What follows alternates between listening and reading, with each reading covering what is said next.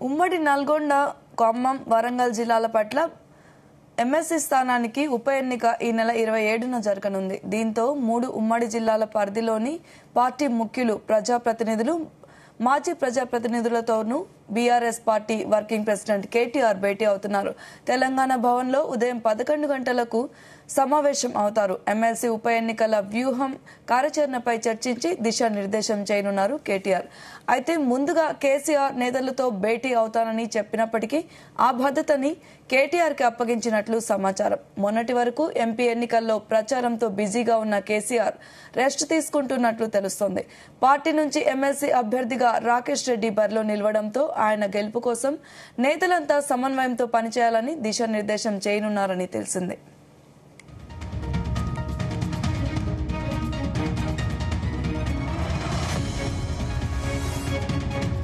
ఇక ఇదే అంశంపై మరిన్ని వివరాలు మా ప్రతినిధి శ్రీచరణ్ అందిస్తారు. శ్రీచరణ్.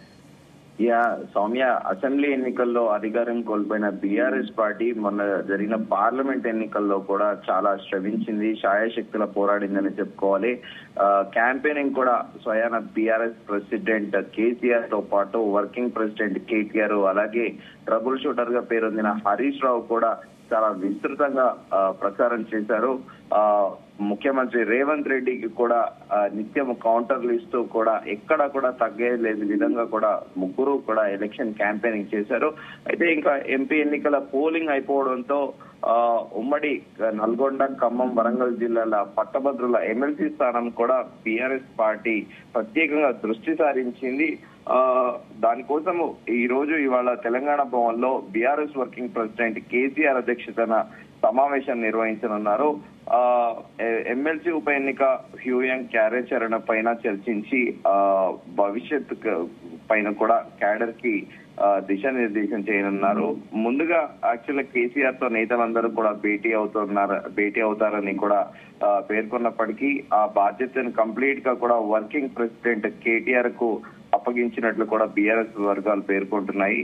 3 ఉమ్మడి జిల్లా నేతలకు ఫోన్ చేసి స్వయంగా సమావేశంపై సమాచారం అందించినట్లు కూడా ప్రాథమిక సమాచారము. సుమారు 300కు పైగా నేతలు కూడా ఈ సమావేశానికి హాజరవనున్నట్లు కూడా బీఆర్ఎస్ వర్గాలు చెప్తున్నాయి.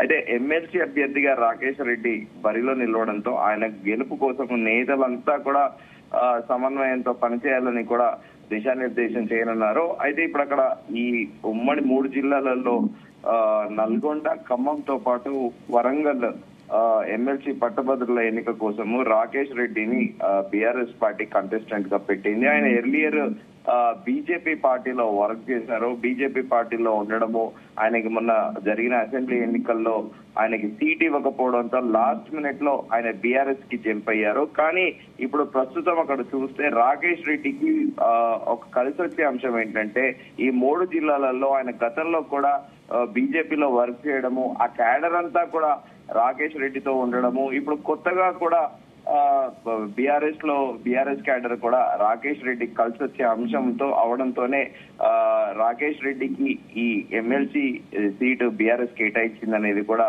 ఒక చర్చ అయితే నడుస్తా ఉంది. అయితే ప్రస్తుతానికి రాష్ట్రంలో కాంగ్రెస్ కి వేవ్ బాగా ఉంది.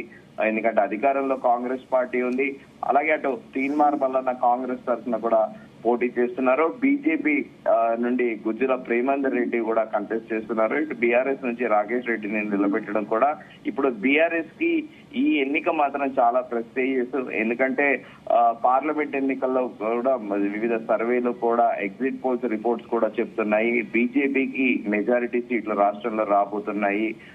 కాంగ్రెస్, బీజేపీ ఇద్దరు కూడా ఈక్వల్ గా ఒక సీటు అటు ఇటు తేడాతోని ఈక్వల్ గా షేర్లు ఓటు సీట్లు అనేవి షేర్ చేసుకుంటున్నాయి అనేది కూడా ఎగ్జిట్ పోల్ సర్వేలు చెబుతున్న నేపథ్యంలో ఇప్పుడు దీన్ని ఎట్ ఎనీ కాస్ట్ కూడా బీఆర్ఎస్ కి ఒక రకంగా చెప్పాలంటే ఇది మరొక ఆపర్చునిటీ, సర్వైవల్ క్వశ్చన్ మార్క్ అనే చెప్పుకోవాలి. ఎట్టి పరిస్థితుల్లో కూడా ఈ ఎమ్మెల్సీ ఎన్నికల్లో గెలవాలనేది ఒక కృతనిశ్చయంతో ఉంది. దానిలో భాగంగానే బీఆర్ఎస్ వర్కింగ్ ప్రెసిడెంట్ కేటీఆర్ కూడా విస్తృతంగా ఎన్నికల్లో ప్రచారం చేశారు. అసలు ఎక్కడా కూడా తగ్గేదేలే అన్నట్టు కూడా కాంగ్రెస్ నేతలు కదా బీఆర్ఎస్ హయాంలో మొత్తం అవినీతి అని ఆరోపిస్తున్నప్పటికీ కూడా రివర్స్ కౌంటర్ అటాక్ ఇవ్వడం, ఎన్నికల ప్రచారంలో భాగంగా 6 గ్యారెంటీలు ఈ 6 గ్యారెంటీలు ఎప్పుడో అమలు చేస్తారు అని కూడా ప్రశ్నించడంతో పాటు బీఆర్ఎస్ ని కూడా మరోసారి బీఆర్ఎస్ కూడా రేట్ లో ఉంది అని కూడా ఒక హైప్ అయితే బీఆర్ఎస్ వర్కింగ్ ప్రెసిడెంట్ కేటీఆర్ తో పాటు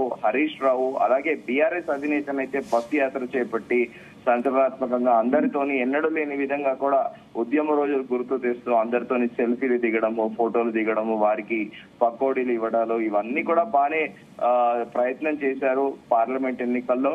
కానీ ఎగ్జిట్ పోల్ అన్ని కూడా ఇటు కాంగ్రెస్ కి బీజేపీకి ఎక్కువ సీట్లు వస్తున్నాయని చెప్పడంతో ప్రస్తుతం అట్లీస్ట్ ఈ ఎమ్మెల్సీ ఎన్నికనైనా కూడా గెలుచుకోవాలి అని కూడా కృత నిశ్చయంతో బీఆర్ఎస్ ఉన్నట్లు సమాచారం. Soumya. Okay Sricharan, thank you.